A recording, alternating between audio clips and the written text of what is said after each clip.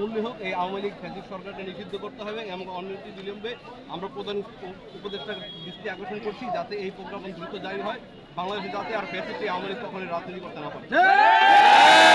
আপনাদের দাবি কয়টা এখন এই মুহূর্তে? আমাদের মূলত দাবি হচ্ছে যে গণহত্যা যে হয়েছে, আপনারা জানেন 7 জুলাই যে গণহত্যা হয়েছে সেই গণহত্যার দায়ে যারা জড়িত তাদেরকে দ্রুত বিচার করতে হবে এবং আওয়ামী লীগের যারা বিভিন্ন সময় আমরা দেখেছি তারা ঝটিকা মিছিল করছে, তারা ছাত্রলীগের নিষিদ্ধ সংগঠন তবুও তারা ঝটিকা মিছিল করছে।